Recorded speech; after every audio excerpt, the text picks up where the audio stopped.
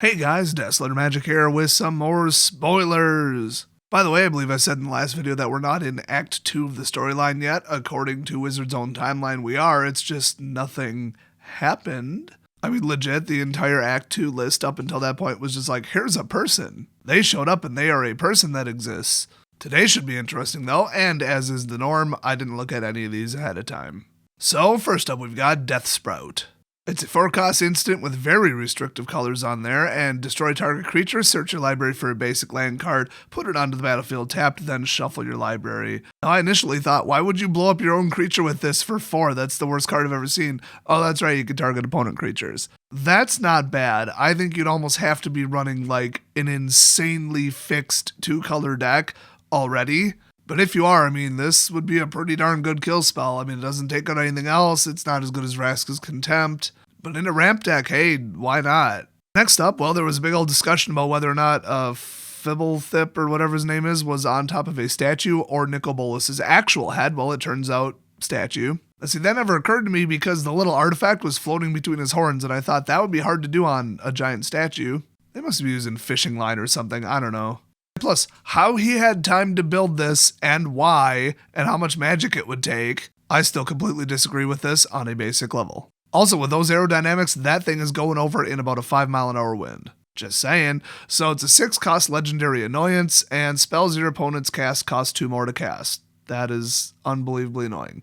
At the beginning of your end step, each opponent loses 1 life. Yeah, that is just stupid. It's just annoying, but it costs 6, and then they probably have the mana by the time you get it out. It's useless in draft. It's virtually unplayable in pre-release.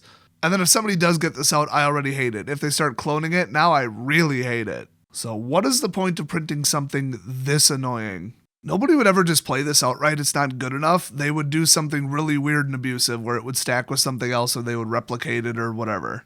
And that's not good for the game because those types of lockout decks are annoying. So anyway, the flavor text on this is a dictator's infuriating smirk and affront to everything Ravnica stood for, not stands for, stood for. Kind of implying the whole city is pretty much not in one piece. It is not a functional city anymore by the time this goes up, which kind of brings into question whether or not he gets defeated, but I don't know, this would be like, oh, I won, let's leave a statue. That would be Act 5, so I don't know. Oh, also, for the record, on the very bottom it says Act 1. So while we allegedly are in Act 2, Act 1 cards are still being issued or leaked or spoiled by people or whatever's going on. Yeah, they went and turned this whole fun system into a giant mess. Now we got Invading Manticore because everybody played that Manticore in the last set. Let's see, it's a 4/5 for 6, and when it enters battlefield, amass 2. Somebody pointed out something interesting with amass. Bit of a misnomer because, as it is stated, you can never have more than 1.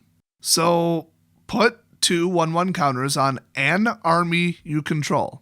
So, an army subtype creature. If you don't control 1, then create a black zombie army creature token first. So, you would either have 0 or 1, but amass is incapable of creating a second one. So it's not really amass, it's more like the exact opposite. So instead of amass, they should have called it alone. Oh, I just thought of that one. I'm real proud of that. It's a subpar overcosted creature in a color that doesn't like high costs, and it's a one and done ETB. Don't play it, obviously. Next up, we got Krunk, Boss of Tin Street. He is a legendary creature. For 3, he's a 1/2, and whenever he attacks, put a 1/1 counter on Krunk, then create X 1/1 red goblin creature tokens, where X is equal to Krunk, Boss of Tin Street's power. Another one of those goblin cards that gets really annoying over time. Ever since, Theros, I think, I really don't like legendary red goblins. I pretty much hate them. At least there's no way in hell this guy's swinging safely into anything. Next up, Lazotep Behemoth. By the way, Lazotep is the name of that blue mineral. I couldn't think of it and I was too lazy to look it up. So that's what they mean when they say that. So yeah, they Lazotep plated a hippo. That's pretty dope. So this is a zombie subtype, which is interesting. Otherwise, it's just a vanilla 5/4 for 5, which, I mean, that's okay in drafts. It can win games at pre-releases. I mean, I've been doing the M19 draft a whole bunch on Arena, and I've been winning it with stuff like this. Next up, hey, what a coincidence, Lazotep plating. This is interesting. So it's a 2-cost blue instant, and it has amass 1. So, okay, one counter on your existing army, or you get an army, and then a counter on it. And then you and permanents you control gain hexproof until end of turn. So you do this in response to you or something else being targeted, and it just bounces right off. So finally, we found out what Lazotep does. It reflects mana. So I guess if you want to use like some big, strong magic thing to blow away a bunch of these blue-plated zombies, it looks like you might not be able to. So that's why he chose that mineral in that plane. So that's going to make the fight a lot more interesting. If you got to fight these hand-to-hand, you are going to lose because it's also like really hard and used on armor, I thought they said. So this spell can also stop abilities. So this is kind of like a souped-up negate that also has a mass. But just like negate, it won't do anything about creature spells, so it's only half effective. But I mean, all that value for 2 if you're already playing a mass is probably worth it. I could see some people playing this. Next up, Lazotep Reaver. It's a 1/2 for 2 zombie beast, and when it enters the battlefield, a mass 1. Boy, they will mineral plate anything. Next up, Leyline Prowler. It's a Nightmare Beast subtype, and nightmares are usually pretty nuts. And it's also 2/3 for 3 with Death Touch and Lifelink. And on top of all that, you can tap it for 1 mana of any color. I mean, it's a little late for ramp, but if you're just going to be like, no, I'm going to use this in combat or as a combat deterrent, cool, you can still tap it for mana. I mean, that's kind of like the secondary effect. This is like really good. Next up, Nahiri Stoneblade. Spoiler alert, she's in this set. I've got to say, this is going to be awkward because she's the one who orchestrated the whole drawing Emrakul and the other Eldrazi Titans to either Zendikar or Innistrad or both, actually, I think. I think she tricked Tamio into helping. Pretty sure that's how that went down. So anyway, this is a 2-cost instant, and up to 2 target creatures each get +2 attack until end of turn, but no first strike, no nothing, but still, that's 4 extra damage. It could definitely ambush somebody. It's just no toughness boost, so it's not that good of an ambush. I don't know how good this will be. Oh, what a coincidence. Next up, it's Nahiri Storm of Stone, and she's got that full-blown hybrid mana going on, which is really nice, especially for a Planeswalker. And more importantly, you can put this in a mono white deck, and MTG Goldfish will still call it a Boros deck, even though it's not. That's fantastic. So her passive ability is, as long as it's your turn, creatures you control have first strike, which is insane, and equip abilities you activate cost 1 less to activate. It's kind of nice. I mean, it's only 1, but still it's kind of nice. You know what would be nicer is if there was any equipment in Standard right now. There's like, what?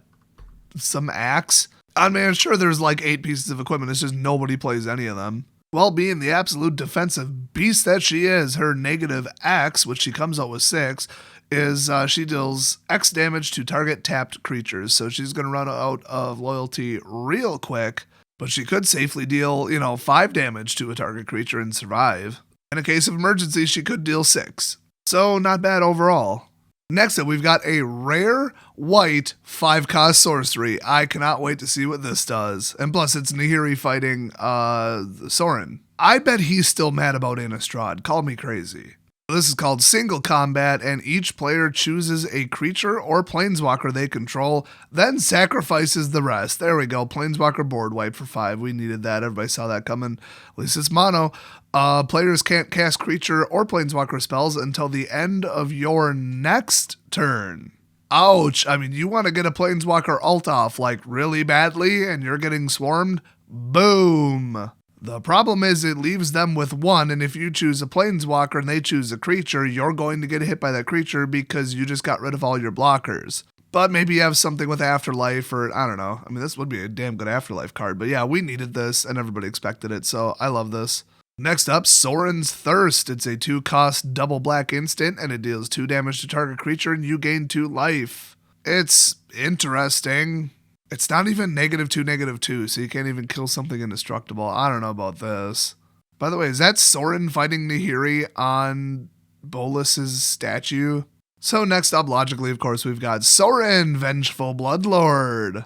Well, if you didn't notice, the Mythics get ultimates, the Rares don't, but they get a plus and a minus, and then the uncommon Planeswalkers get a passive ability and a minus only. So they made him a rare. So he's a 4 for 4, and as long as it's your turn, creatures and planeswalkers you control have lifelink, which is, once again, insane. You can't just grant lifelink to everything while putting that effect on something as powerful as a planeswalker. That's ridiculous. This whole set is just overpowered as balls, but whatever. +2, Sorin deals 1 damage to target player or planeswalker. I just realized why this looks so familiar. It's because it was on that other leak, like the actual planeswalker leak. I'm like, yeah, there aren't 2 effects that do this. So anyway, his -X is return target creature card with converted mana cost X from your graveyard to the battlefield directly if it's a vampire, or that creature is a vampire in addition to its other types. A nice little res ability, and he could get up to like 10 loyalty in just a couple turns. So yeah, he could bring back something pretty nuts. But I already commented on this during the other spoiler video, so let's move on. Oh, there's actually only one more, and it's Storev Devkarin Lich. So it's a 5/4 for 4, but really weird Golgari cost there. Legendary creature, zombie elf wizard, because of course. And it has trample, nice. And whenever it deals common damage to a player or planeswalker, return to your hand target creature or planeswalker card in your graveyard that wasn't put there this combat. That is a weird way to phrase that. That is the opposite of how that effect usually works. I'm sure that won't be confusing at all. But it is a fair and appropriate restriction, so yeah, this looks pretty good.